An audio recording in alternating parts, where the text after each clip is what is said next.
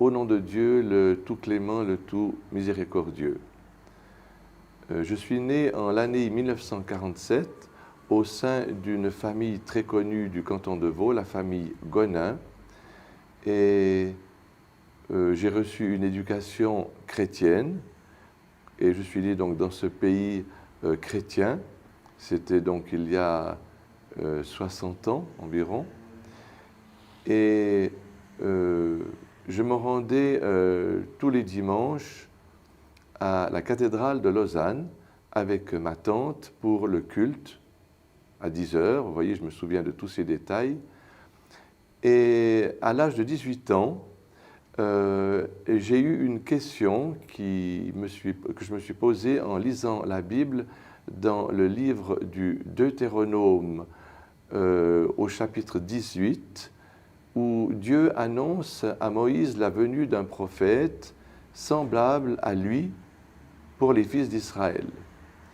Et dans l'Acte des Apôtres, au chapitre 3 et au verset 27, celui qui a écrit cet Acte des Apôtres nous dit que ce prophète qui est annoncé à Moïse, semblable à lui, est Jésus.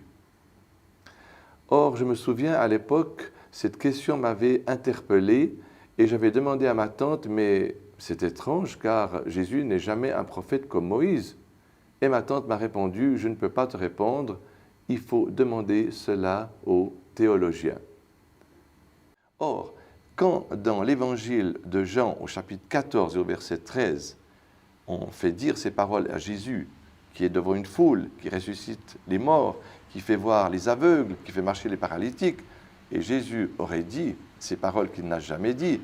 En vérité, je vous le déclare, celui qui croira en moi fera les mêmes œuvres que moi je fais, et des œuvres plus grandes que moi, car je m'en vais au Père. Et bien sûr, personne sur cette terre, que ce soit le pape ou de n'importe quelle secte qu'il appartient, quel que soit son rang, peut faire ce que Jésus a fait. Comment pourrait faire-t-il des choses plus grandes que lui? Et dans ce même évangile de Jean, Jésus va au cimetière et il va ressusciter Lazare. Et qu'est-ce que le texte nous dit en grec, qui n'est pas le texte en langue originale? Jésus dit « Ô Père, ressuscite-le ». Dieu s'adresse à Dieu. Ce n'est même pas lui qui le fait. S'il était Dieu, il aurait pu le faire. Mais il s'adresse à Dieu. « Ô Père, ressuscite-le afin qu'il croie que tu m'as envoyé ». Donc le miracle est là pour prouver que Jésus était véridique, ce que dit d'ailleurs le Coran. Dans le Coran, c'est Al-Samiri qui a fabriqué le veau d'or. Dans la Bible, c'est le prophète Aaron.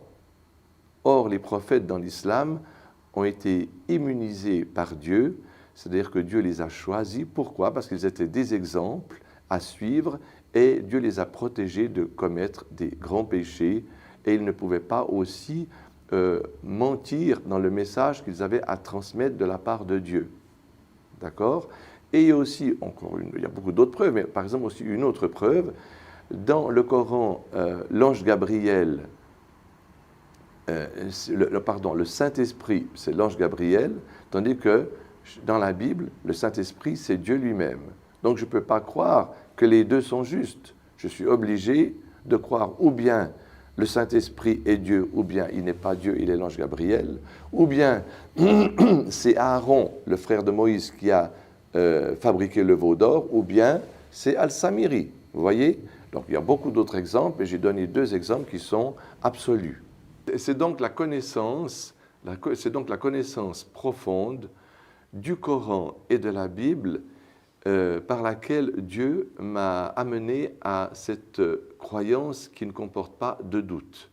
Ça, je peux dire que c'est la colonne vertébrale de mon expérience. Quand j'ai effectué ce premier pèlerinage, je m'étais rendu à Médine pour prier dans la mosquée du prophète Mohammed, paix et bénédiction soit sur lui, et pour aller le saluer là où il est enterré, donc dans son tombeau qui se trouve maintenant à l'intérieur de la mosquée. Et au moment où je me suis approché de la grille pour lui envoyer un baiser, tout de suite un soldat m'a empêché et m'a dit « La ilaha illallah ». Il n'y a pas d'autre Dieu que Dieu, c'est lui seul que tu dois adorer. Or, moi, je ne voulais pas faire une demande au prophète, n'est-ce pas? Je n'ai pas l'intention de lui demander quelque chose, bien sûr, mais ça m'a plu Ça m'a plu parce que j'avais l'habitude d'aller à l'église, par exemple catholique, dans ma deuxième phase du christianisme, où je priais évidemment Dieu, je demandais aussi à Jésus, je demandais aussi à Marie, n'est-ce pas?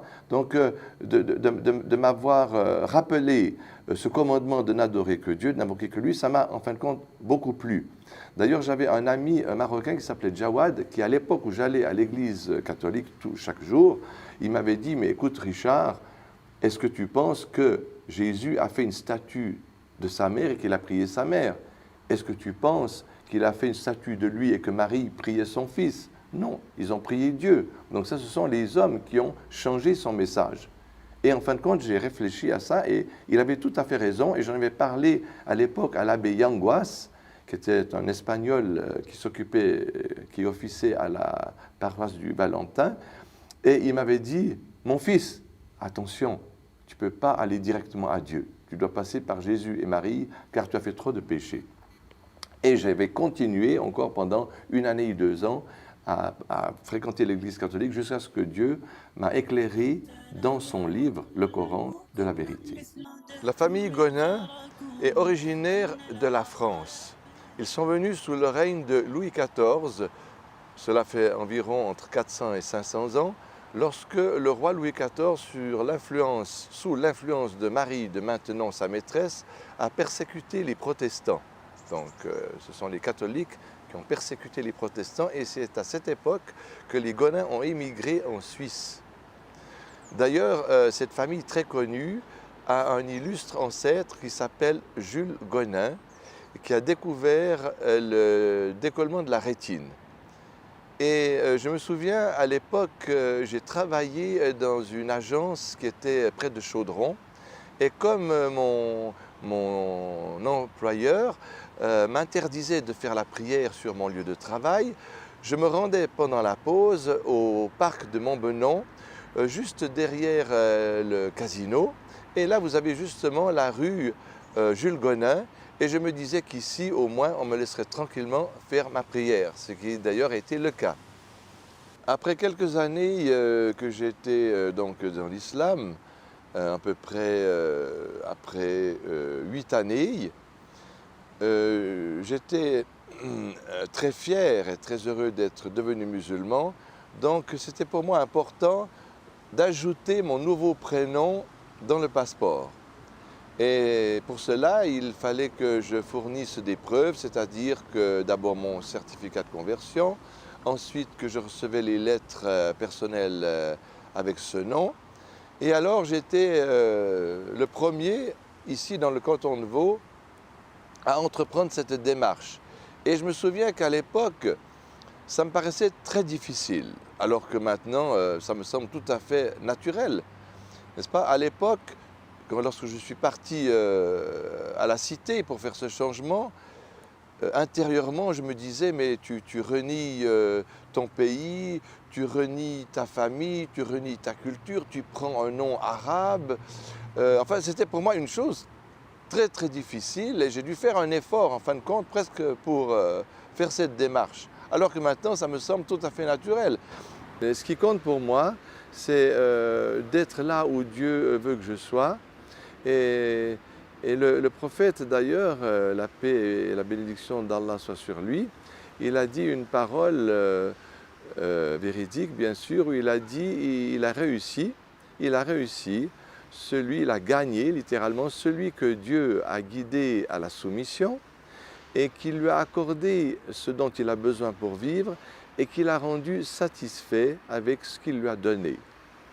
Et voilà, ça je vis cela, je suis heureux et comblé avec ce que Dieu m'a donné. Et je pense que c'est là que se situe le vrai bonheur.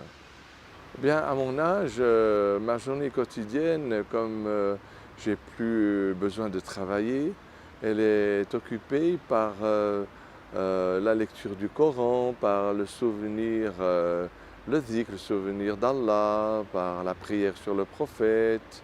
Et puis voilà, parce qu'en fin de compte, aussi quand on s'approche de la fin, il y a beaucoup de choses qui changent dans la vie, c'est-à-dire qu'on se prépare à quitter ce monde pour rencontrer celui qui nous a créés. Et puis voilà, voilà. Peut-être ça peut paraître pas très heureux, mais en fin de compte, c'est une réalité absolue qu'on peut pas éviter, n'est-ce pas? Mais je ne sais pas, ça me rend en tout cas pas malheureux et au contraire, je peux dire que je suis encore plus heureux maintenant qu'à 20 ans. Je n'aimerais pas revenir quand j'avais 20 ans parce qu'on ne connaît pratiquement rien du tout. Donc maintenant, grâce à Dieu, j'ai compris beaucoup de choses de la vie et voilà. Subhanallah.